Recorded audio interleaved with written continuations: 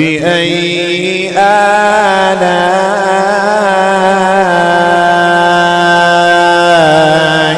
ربكما تكذبان.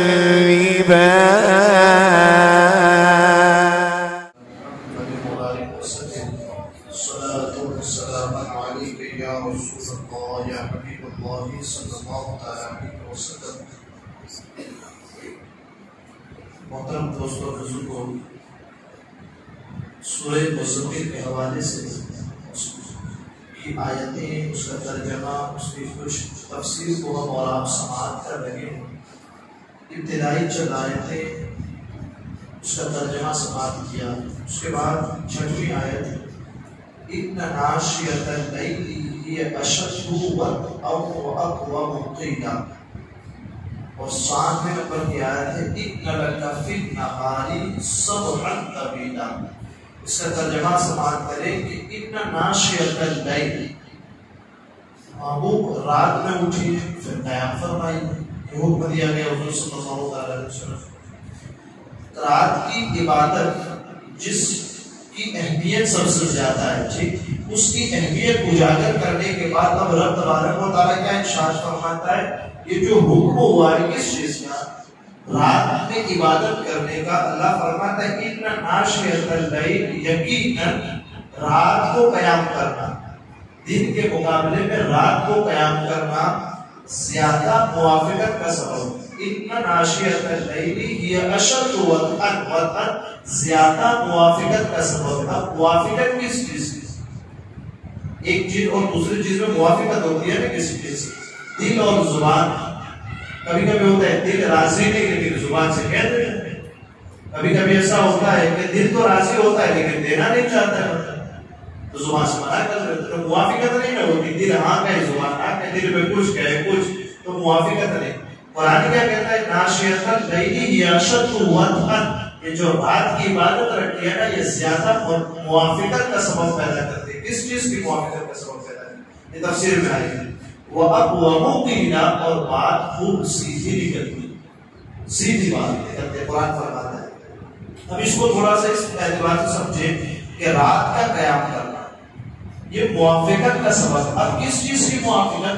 تو تفسیر میں اس کا جواب دیا جاتا ہے کہ دن کے مقابلے میں رات میں سو کر کے اٹھنا اور اٹھنے کے بعد عبادت کرنا، یہ دن والی نماز کے مقابلے میں جو دن میں نماز پڑھتے ہیں اس میں، اور رات میں بندہ اٹھ کر کے اپنے رب کی عبادت کرے اس میں موافقت کا سبب بنتا ہے. موافقت کہاں پیدا ہوتی ہے؟ دل اور زبان میں رات کو موافقت پیدا ہوتی ہے. سبحان اللہ. کس انداز سے موافقت پیدا ہوتی ہے؟ جواب دیا جاتا ہے جب رات کے وقت بندہ اٹھ کر کے قرآن کی تلاوت کرے، رات کے وقت اٹھ کر کے بندہ قرآن کو سمجھنے کی کوشش کرے. یہ ایسا وقت ہوتا ہے جو دن کے مقابلے میں جلد سے جلد، دن کے مقابلے میں زیادہ دلوں میں اترنے والا اور ہمارے ذہنوں میں سمانے والا. سبحان اللہ. ٹھیک، یہ تو دل اور زبان میں زیادہ موافقت پیدا کرتی ہے. کس اعتبار سے؟ کیوں؟ رات کا وقت سکون کا وقت، رات کا وقت اطمینان کا وقت ہے. رات کا وقت آوازوں کا وقت نہیں ہے، شور و چلاہٹ کا وقت نہیں ہے. امن ہوتا ہے، اب سکون ہوتا ہے. اس حالت میں بندہ کامل اخلاص کے ساتھ، دن میں تو اس کو دیکھنے والے ہزاروں ہوتے ہیں، رات کو دیکھنے والا بھی کوئی نہیں ہوتا، تو رات میں کامل اخلاص کے ساتھ بندہ اپنے رب کو یاد کرتا ہے. پھر وہاں نہ ریاکاری، نہ وہاں بناوٹ ہے، نہ وہاں دکھاوا ہے، نہ وہاں نمائش ہے، کوئی چیز نہیں. بندہ اپنے رب سے مناجات کرتا ہے، بندہ اپنے رب کو راضی کرنے کی کوشش کرتا ہے. تو یہاں موافقت کس چیز کی ہوتی ہے؟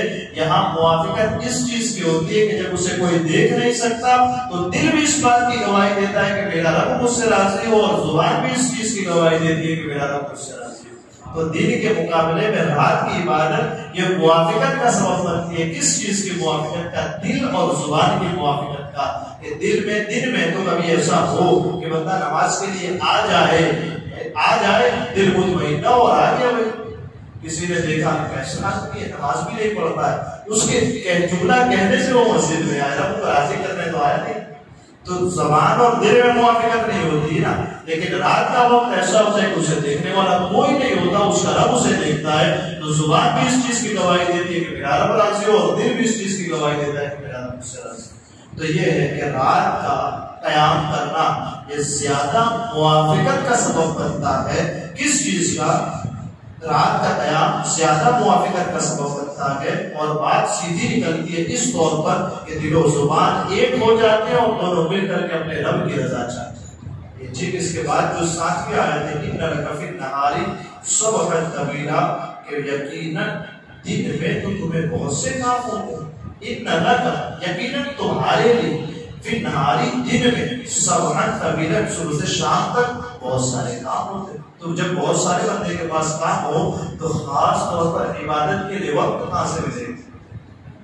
بھائی ایک طرف ہے احتیاط کا حقوق ادا کرنا، ایک طرف ہے کہ پڑوسیوں کے حقوق ادا کرنے، ایک طرف ہے کہ پوری رعایا کے حقوق ادا کرنے، ایک طرف یہ کہ حکومت کے حقوق ادا کرنے، ایک طرف یہ کہ کسی سے جنگ کرنی ہے تو اس کے لیے تیاریاں کرنی، ایک طرف یہ کہ کسی کے یہاں کھانا نہیں تو اس کا انتظام کرنا. ہر طرح کے انتظامات کرنا، ان انتظام کے ساتھ خصوصی طور پر الگ سے وقت نکالنا تو یہ تو دن میں نہیں ہو پائے گا. اسی لیے رات میں فرمایا محبوب آپ رات میں اٹھیے، تھوڑی دیر آرام کریں، اور جو رات کا حصہ بچتا ہے اس میں خاص طور پر اپنے رب کی عبادت. اِنَّ لَكَ فِي النَّهَارِ، اس لیے رات میں حکم دیا گیا کس چیز کا؟ عبادت کرنے کا، کیونکہ دن میں تو بہت سارے کام ہیں آپ کے، اس لیے خاص وقت نہیں نکل پاتا اپنے رب کی عبادت کا. تو آپ محبوب رات میں اٹھ کر کے اپنے رب کی عبادت کیجیے. سبحان اللہ. اللہ تعالیٰ مجھے آپ کو سننے سے زیادہ علم عمل کی توفیق عطا فرمائے. قرآن مجید کی آیتوں کو سننے، سیکھنے، سمجھنے، اس کے ترجمے، اس کی تفسیر کو سننے، اس پر سیکھنے، اسے سیکھنے، اس پر عمل کرنے کے اللہ تعالیٰ اپنے حبیب کے صدقے میں ہم سب کو توفیق عطا فرمائے. وصلی اللہ تعالی علی خیر خلقہ محمد وعلی آلہ وصحبہ اجمعین برحمتہ یا رب العالمین.